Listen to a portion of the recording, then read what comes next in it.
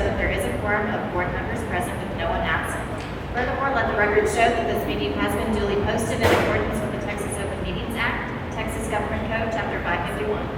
Would you all please stand and join me in the Pledge of Allegiance?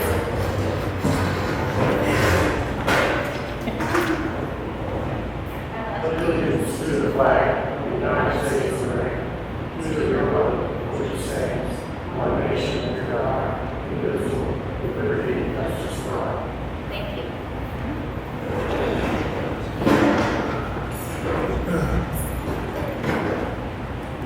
I apologize if you don't understand the marxism of this evening.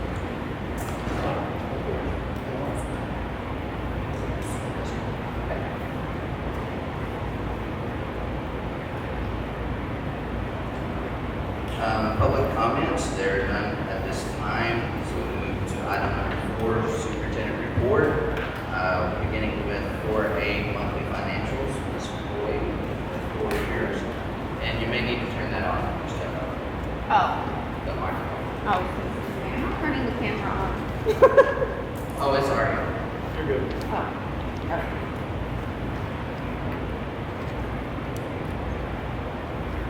Okay, we are going to start on page 4 with statement of positions. That just shows our interest for May.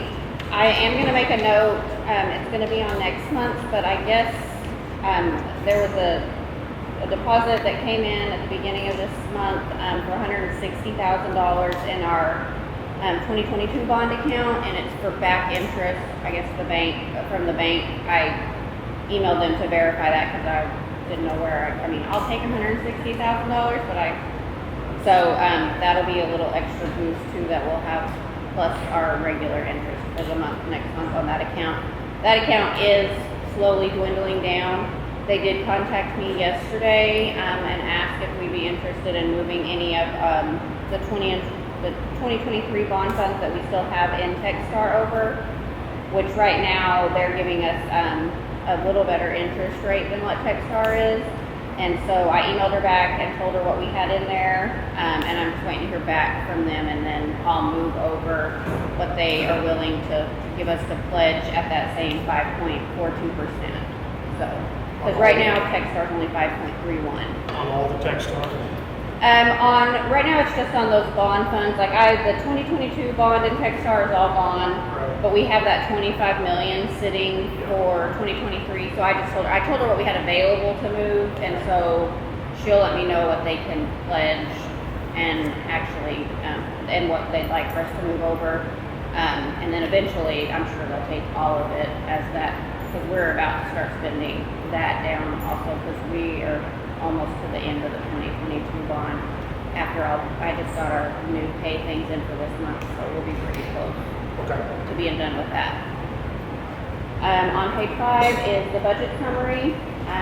We are pretty much at where we should be for the year. The last week I got in quite a bit of property tax money, and not a huge amount, but that variance is down now to about 100 and something thousand instead of 278. So we should be breaking even with what we were expecting. And I did go in and do the revised budget. We did that a budget amendment last month, so that shows the actual local amount now instead of what we had from our originally projected before the homestead exemptions. We got all that information in from them. On page 6 is debt service. Obviously, On the state merge, we're still, what is that? we have one more payment of about 1 point something. That you'll remember, we have it pulled aside in a different account, but they are going to pay us short the 1.4 million from several years ago on that Eames mistake. So that'll still, by the end of the year, it'll wash out where it looks like they still owe us the 1.4, but we have that held in another account, so the auditor will shore that up.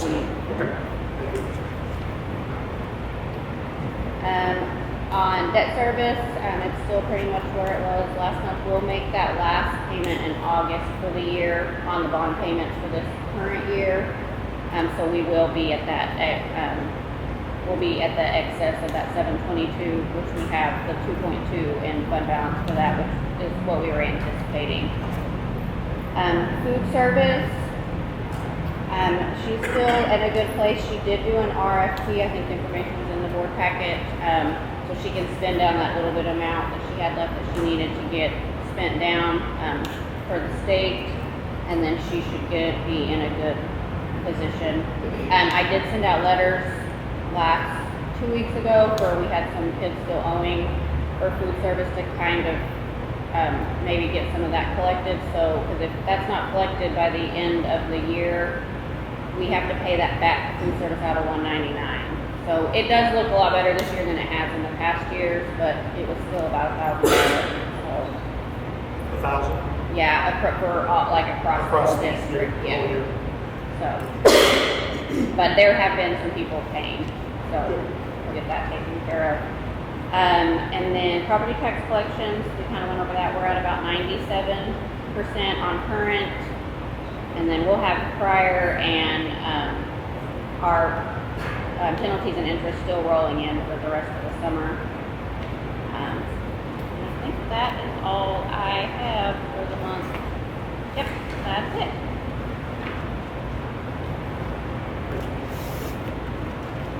Thank you, Ms. Floyd. We're moving on to board meeting communications. Board meeting 1, enrollment projections. So if you turn your board packet, page 34, you'll just see where the year ended at 11/38. Since then, you'll see there's 2 less students projected for 11/36. All that is just rolling the grade levels down. And you'll see, I think, probably pre-K will pick up with you as we've had that addition. Just remember the pre-K is only half of that. So that's our enrollment. Who knows what it'll look like in 2 months when school gets ready to start. So, Could I suggest something for you to think about it? absolutely. On this, so it is just one number, but we put in like what our typical capacity is by facility by grade, just as a kind of placeholder. Absolutely. So that we could look at as we go through the year, whether maybe slightly over on capacity or whether maybe under on capacity, just trying to understand by grade level or by campus kind of where's that.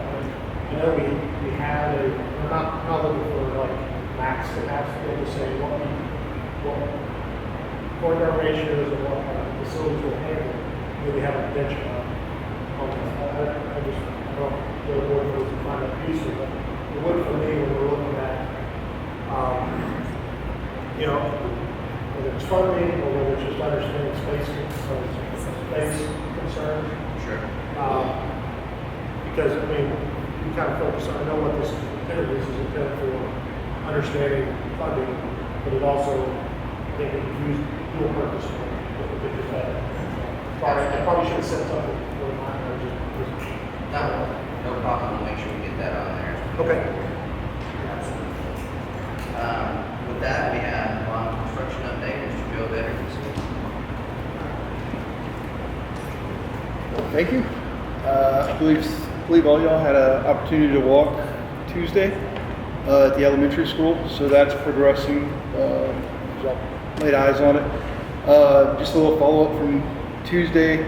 We did get the balance of the city sidewalks down. They're actually saw cutting those out there. We're continuing to one side, the interior, and move along with the sequencing in there, so it's progressing quite well. So I don't know, other than what y'all saw on Tuesday, I'm kind of recapping it there. Over at the middle school, it's moving really well. The gymnasium, they got that roof. We've got the joists that were swung. I don't know if y'all had an opportunity to see those monsters. But we got those put up. They've been inspected. We've got the deck down. The deck's planned to be inspected on Monday. So once we do that, then we'll start that roofing on it, and that'll progress in there.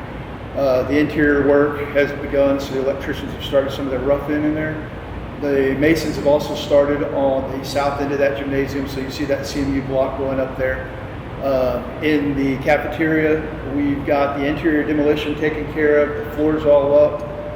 There's a where we've excavated the new addition in there. They've got the piers that have been added. They're in the process of working through the grade beams right now. We look to pour that, knock on wood, if we can pull it off tomorrow. If not, it'll probably be the first part of next week. And then once we get that in place, then we'll start the demolition and start putting temporary partitions up so we can start that. Through the high school, there's a lot of demo going over there. We got every interior cut out, gutted out. We put the mechanical in there, the plumbing, a little bit of plumbing that we had in there, but all the duct work is in. We are starting from the east side and we're going to transition our way towards the west. We're probably going to blow that wall out next week, probably the end of next week. We want to get a temporary partition on that, kind of protect us from the elements, and then that way we can get that CMU going over there. So we've got a commitment to get 3 units, crews. So they're working on the middle school, and then we're breaking down B and C with separate units on there. So we're going to be able to take care of that. There's a little bit of CMU work that goes in the interior. There's some block infills. We're completing some walls that we had cut out and put in there. All our glass has been delivered, so we've got that on site. So it's coming together. It's hot and fast. Any questions? Appreciate it. Thank you. Next we have Ms. Hales with some preliminary state assessment results.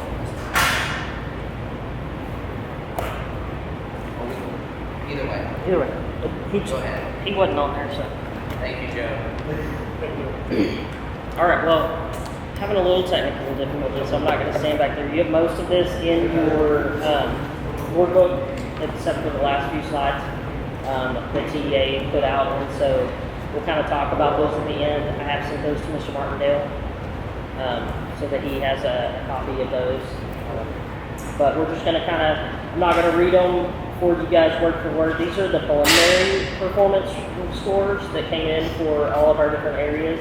So it compares our district this year with the state and the region scores. I was pleased overall. I felt like for the most part we were a lot higher. And with our state and region, we outperformed the state and the region scores in pretty much every single area. Minus a few, I think it was 4th grade reading and 3rd grade reading in the meets and masters category. Approaches, remember, these are all percentages, and so just for example, 84% of our students passed their 3rd grade 3 reading versus Region 10 was at 76% and the state was at 55%. So just kind of so you know and understand, that means we were 29 points higher than the state average and 8 points higher than all of our Region 10 schools. So for the most part, we did really well. I think there were a couple of spots that we anticipated. We kind of talked about this little group of kiddos in 4th grade who missed a lot of kindergarten and a lot of 1st grade. And so we're still working with them to try to close those gaps. And going through that. If you flip over to the middle school, 5th grade did really well, really stellar across the board,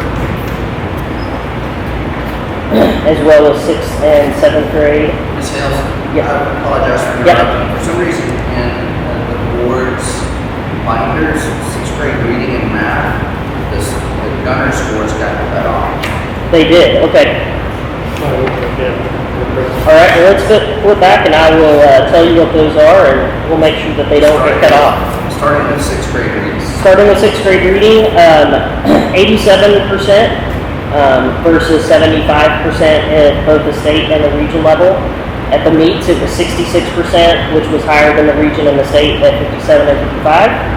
And then at masters, it was 27%. Which was just 1 percentage point lower than the state and the region. So we performed really well in 6th grade reading. 6th grade math, it was 77% versus 72% for the region and 69% for the state, so we were higher in that category.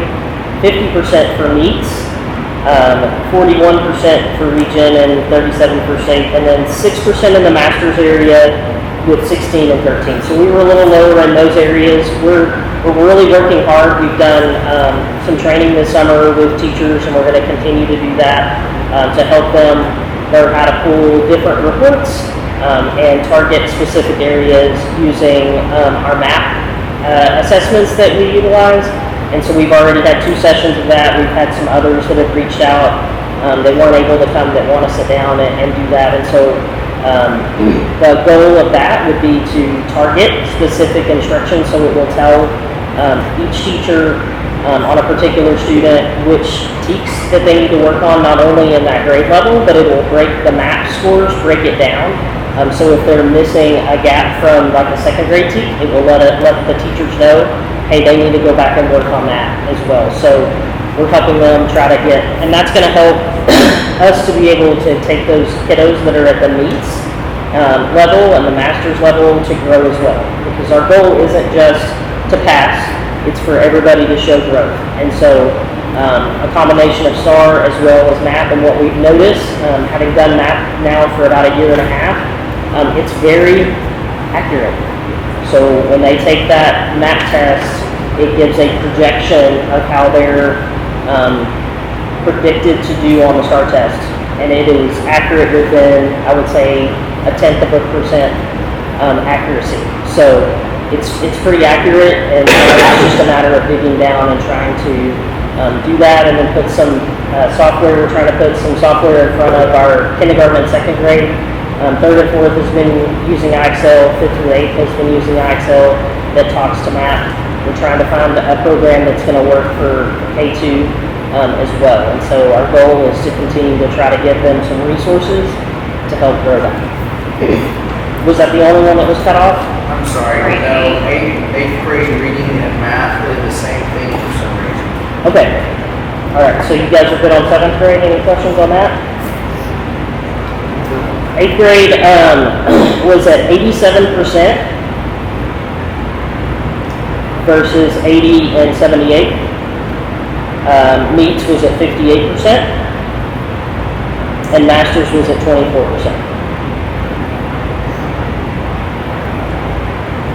We're going to talk about math for a second. This is always a scary one, but remember, half of these students take Algebra 1, so they are taking an advanced math class. And so when we see these scores, it scares us sometimes, so I don't want those percentages to scare you. However, on the approaches, that means those students that took that exam, 77% of our students passed versus 69 and 70.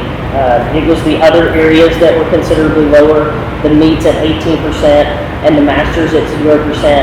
But it's understandable because we're pulling those kids, and a lot of them are taking, an Algebra 1 EOC exam in 8th grade. Okay. Before we move on, I want to note that 50%, it was close to, I think it was 47% of the students in the state of Texas failed 7th grade math. 47%. So overall, math this year was a lower area, but if you take a look at all of our math scores, they were better than the state and the region average. And so I've had some conversations with other curriculum directors around, and so there was some concern about the math scores, but 47% of the state failed 7th grade math. Okay. All right. Social studies and science, were you able to see those? Okay.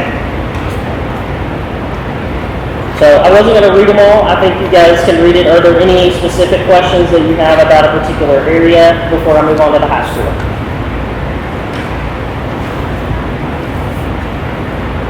Okay.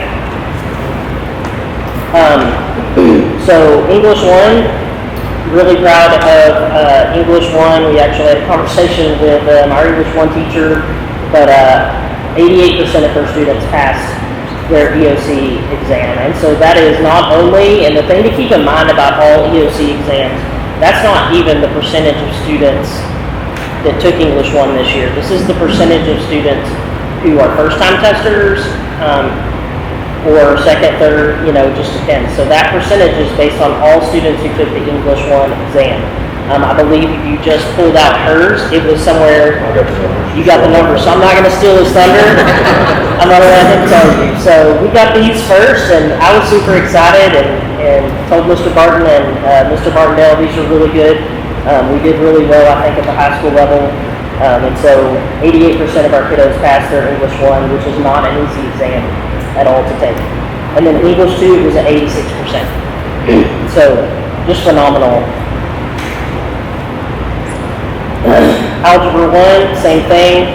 That is a mix of 8th grade students as well as all of our high school students that are taking that exam as well. And so 87% of those students passed their EOC exam. And then in biology, it's always stellar. She does a stellar job, and 97% of our students passed their biology exam this year. So I take that one away personally. I think so does Ms. Hales. So, and then U.S. history was at 99%, as compared to 96 and 95%. So overall, I was very proud of all of our students. I think they outperformed the state and the region, which is what we want to see. And we're continuing to find ways. For me, my philosophy isn't we're going to prepare for a STAR exam on one day. It is just one measure that we look at to try to help them be prepared for the future. So, any questions on any of that? So the last part, I don't have the slides in there for you guys, but I'll have Mr. Martindale, if he doesn't mind, send this on to you. But the last part of it is just the EOC reporting timeline, just in case you have parents that are asking about that. We did send notification out, as Neely sent that out with information on how to access their scores. We actually did a data upload this week that is supposed to be in Ascender. It's magical, it says it's there, but there's no way until the parents get in there. But you should be able to, if you have parent portal with Gunner ISD, you should be able to pull your child's test scores straight through there, and you won't even have to go to texasassessment.gov. But that timeline is for EOCs. Those results are already there. They came on the 7th, and then there should be information for all of our 3rd through 8th graders by June 14th. So by tomorrow or next week, they should be able to get in and see their student scores. I've tested my own kids, so I know that the EOCs are there for my son, so on our side, on the parent portal side. So if you have parents asking and they do have a parent portal account, have them check, and if they're having any issues, be sure to let me know. But that's the timeline. Final data results are not going to be here until July the 10th for me, and then July the 19th will be the final information. Yeah. So, and that's, I put some other information in here that he'll send out, but it has pictures of how you can find it in Ascender, but it's basically when you log into the portal, there's an area on there that just, a green button. If any of you have looked at it, it says state assessment, and when you click on it, it takes you straight to your child's scores. Okay? It's very easy. Yes. Yeah. So I'm glad that they put that in there. Are there any questions? Okay. That's all I got. Thank you, ma'am. Also have Mr. Park here to give principal report. Appreciate y'all letting me come tonight instead of May. I don't know why I decided it was a good idea to move in the middle of spring semester, but we made it. We're in, so I appreciate y'all letting me do this. I'm gonna start off with the negative, which is our attendance final, which is it's a little over 94%, which is not anywhere where we need to be or want to be. Several factors in that. One being we're in a fluid area. In a fluent area, sometimes kids they get to go experience the world. I mean, and I get it, and I want them to do that as well. We also have a handful of students that it's a struggle just to get here. Academics are a struggle. Once they fall behind, attendance is not really a worry of theirs. Looking at some things that we're going to try to do next year with facilities that we're going to have with some open classrooms is adopting a program where those kids that are struggling, they're falling behind, we're going to be able to put them on a credit by an expedited program where we put them on Odyssey-ware. We'll do a credit by one of those online programs, and so hopefully that's going to help our attendance where they have an incentive, they have a motive to show up. Look, I can come, I can do my online work, I can get out of here and I can graduate. What that will do, obviously, though, is put them on a minimum plan, which is not ideal for what we want for our accountability standards. But it's kind of one of those things where our balance is. We don't also want to have a dropout rate either. And so we're trying to navigate and balance those things. So I'm working on a few of those things, and I think that will also help our attendance rate as well. So going on to the positive, though, and Ms. Ellis talked about this a while ago a little bit. And I'm just going to get into the first-time test takers. So the first time our teachers in the hall got their hands on this set of students, obviously the numbers went up a little bit. So our biology scores, first-time test takers, was 97%. U.S. history was 99. I know we were talking English 1 while ago about 88%. But her first time that walked into Miss Lee's room this year and got her instruction was 95%. So we're super excited. English 2, first time was 89%. And then Algebra 1 was 90. So obviously, if you look in that book, there's some areas where we want to grow in the masters, and we're getting there. Our percentage has slightly gone up since last year. We're trying to work on those things, and those kids that have taken it multiple times, we're working on remediation for them too. We want everybody to get that thing passed, get that off their back, and get out of here. So super excited, super proud of our teachers and our kids and their effort in that. And it's not a thing that, like I tell them from day one in our meetings, I'm not harping on your EOCs. I'm not even concerned about it. We don't even talk about it with the kids. We just talk about expectations, getting to class, doing what they're supposed to do, making them behave, and the results are in that. So, super proud of them. In May, we graduated 77 Gunner Tigers that are now off, and we've already got some that are off and doing athletics in the workforce, doing super things, and very excited. It was a great class. They kept me on my toes. There's a lot of different characters in that group, and really enjoyed them. Weren't an ounce of trouble. Going to be super missed in the classrooms and in the hallways, but I'm excited to see what they're going to do. 98% of those students graduated on the recommended plan with at least one endorsement, so that's good for our accountability. 42% of those graduated with an industry-based certification, and right now I'm currently working with Coach Stone on our CTE and some of our industry-based certifications have been all over the place. It's kind of been a deal where if you wanted to take it. And so we're trying to streamline that down a little bit. We're trying to get our CTE courses in line where if they take these three in sequence, they're going to get an industry-based certification or have the ability to take that. So that's another focus that we're kind of looking at, working on this summer is let's just not offer one thing here and then one thing there. So we're trying to streamline those where we can get those in line too. Got the news today. It's not where we wanted to be, but it's another top 5 finish in the Lone Star Cup. We finished 4th. I think there's 255 380 schools in the state, and it's not broken up in Division I and Division II. We won it last year. A couple things would have gone our way here and there. We'd have been right back in it. I mean, I know at different checkpoints we were 1, we were 2, and so a few things didn't go our way, but a top 5 finish is very impressive. And so a little disappointed, but still excited that I'm telling you, we're the best 3 school in the state for sure. I wanted to mention, I know I mentioned this during graduation, but Miss Tony Giddens was our Teacher of the Year at the high school. She does a tremendous job. Kids rave. What I see in her classroom, it's all, it's upper level. I mean, and she's getting after the kids. It's hands-on. She does a tremendous job. She's been with us for 17 years and in education for 35. So I'm super excited to announce her as the Teacher of the Year this year for us. And last thing that I thought was interesting, like I said, I could go on and on. Spring's a crazy time. We've had lots of success.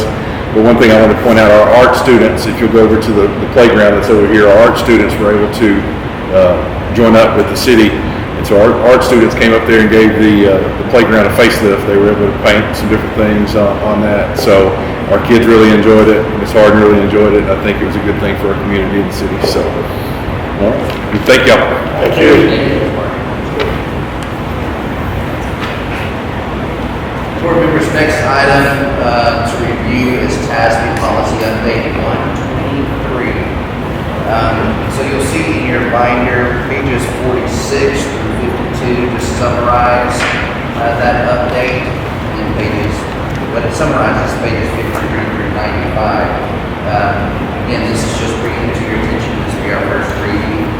So if you have any questions between now and next month's board meeting, please reach out. I'll make sure the best we can answer those before we approve these policy updates in July. Next items are coming again to meeting dates. So back on page 1, a reminder, you see we have a board workshop June 25th. Right now, that's scheduled to be in our building. That's if we get the repairs done by that time. So I'll be in communication whether we meet in our building or back here or tour all the campuses. I don't know, but we have that board workshop June 25th, and then July 22nd is regular board meeting. Pick up in August with publication starting school back there.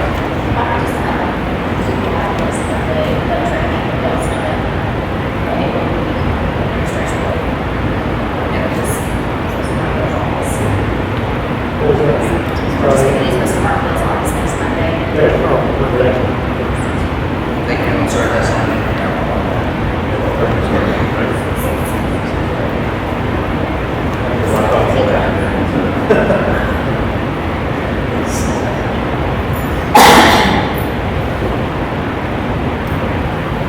Sorry, I'm making notes.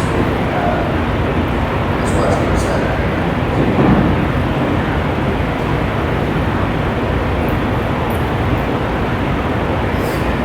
Alright, so that moves us to board member report. There is the CIS local government disclosure statement. We've not yet signed it with my board packet to sign.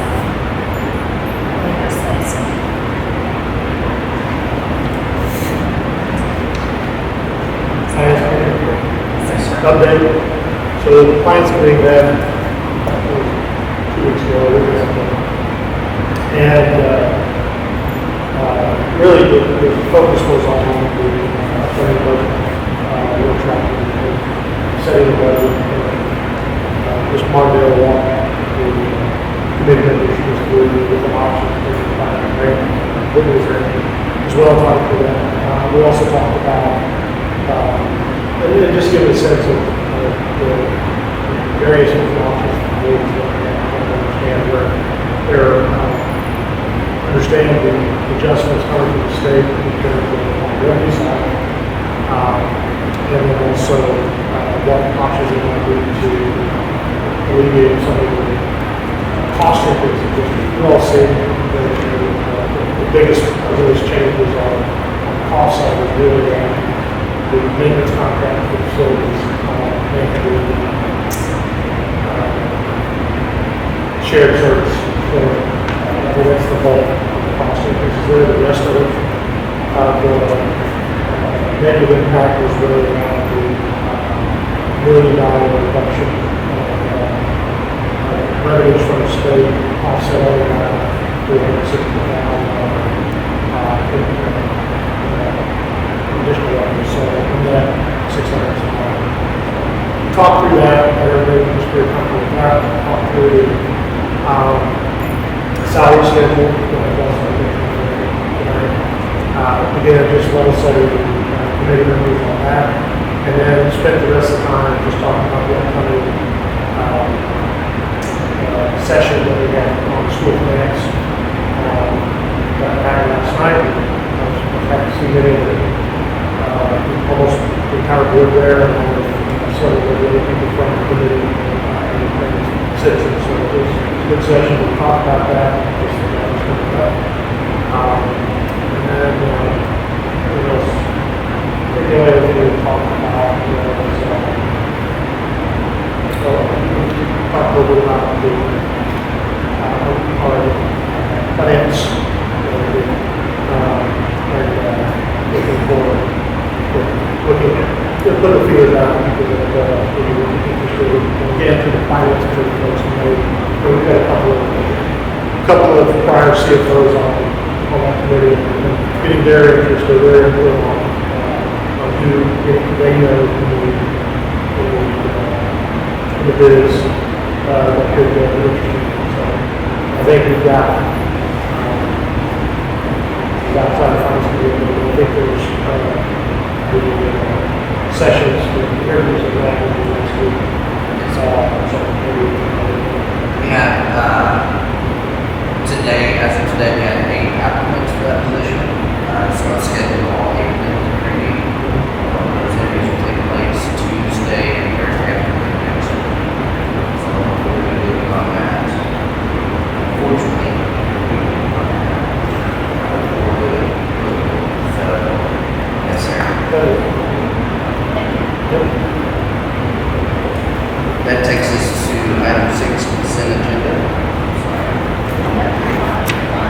So the consent agenda consists of the minutes from May 2024 regular meeting, the bills for TISD and GCSEC, designating Ms. Lauren Rogers as the representative for the 2024-2025 school lunch program, which we do each year, and the 2023-2024 school advisory committee, SHAC. Does anyone wish to pull any items from the consent agenda? Can we pull the, check the, I'm trying to say, find the bills. Bills, that's the word. Or whatever, can we pull the bills from the consent agenda, because there's one we need to know here. Yes, sir. Anybody have anything else? So that would be the minutes from the May 2024 meeting. The designation of Ms. Lauren Rogers as the representative for the 2024-2025 school lunch program and the 2023-2024 SHAP meeting.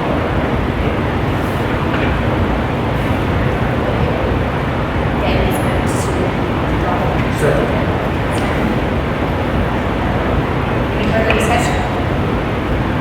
All in favor? Any opposed? Motion passes. And separately, do we have a motion to approve the bills for GISD, and GCSEC? Give approval of the bills.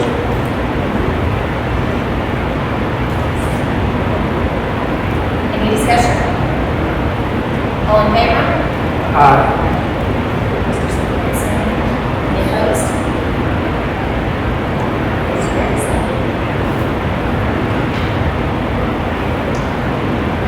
So that gives us to consider the approval of setting a hearing to discuss the budget and proposed tax rate for Thursday, August 29, 2024. We have a motion to approve setting the hearing for Thursday, August 29, 2024. So moved. Any discussion? All in favor? Aye. Any opposed? Moving on to Okay, item B is considerations, proposal of salary schedule, compensation plan for 2024-2025 school year. There's a number of documents in your binder, all of which I think we've talked about at least once, maybe twice. You have the salary comparison of neighboring districts, so you see where we are at compared to those. Then we had the 3 different proposals that we had talked about in the workshop, talked about the finance committee, and essentially what you saw was carrying this year's budget over to next year's budget. And then down towards the bottom, you can see what the balance would look like with 1% raise, 2% raise, 3% raise, or no raise at all. That was proposal 1. Proposal 2 on page 134, we removed several items from expenditures. They were big ticket items, but again, you have to keep in mind that 80 to 85% of our budget is payroll. So even when you remove these big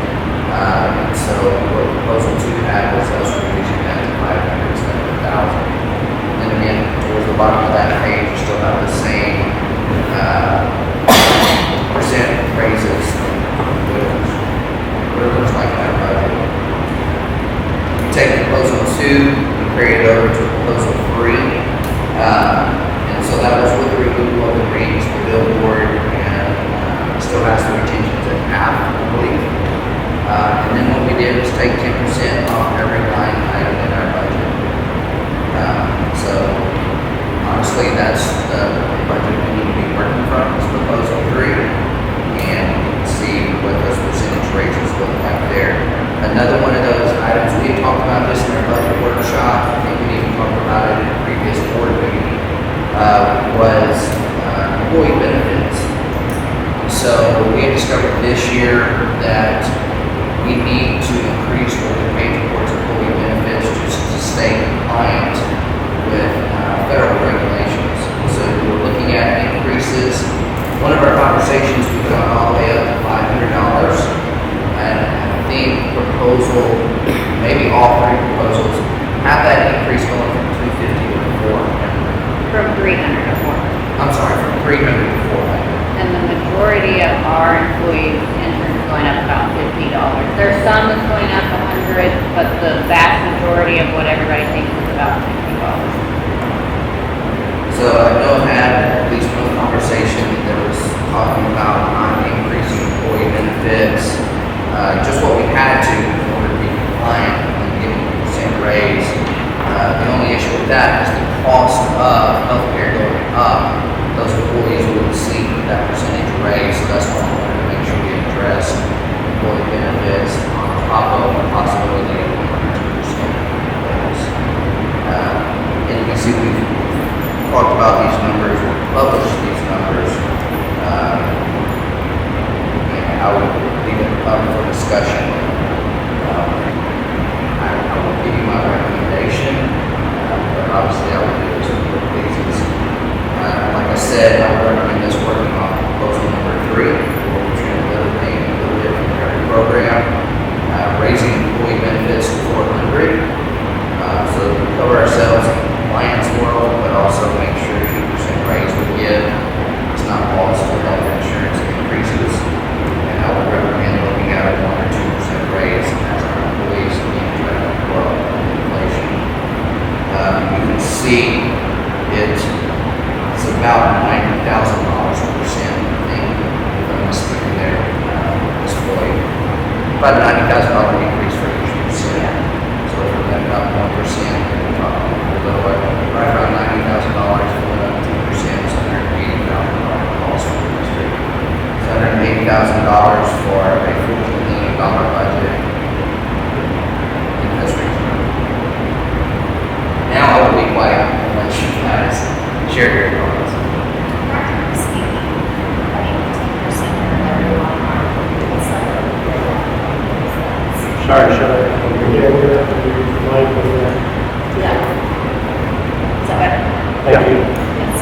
So practically speaking, what does it look like if we shave 10% off of everyone on the campus level? How do we do that? Our teachers and students feel that? I don't think they're going to feel that at all, to be honest. They might take like a small supply line of $200. Yeah, I took it off of everything unless it was like $500 or less. So our each campus, which like the high school campus has some other supply budgets, like science has a budget, like those have different budgets, but each campus gets $6,000 for supplies, so it's taking $600 off. So, and all of our sports pretty much get the same budget. I can't remember what it is right now, but everything except for football, so they're all getting the same increase across the board.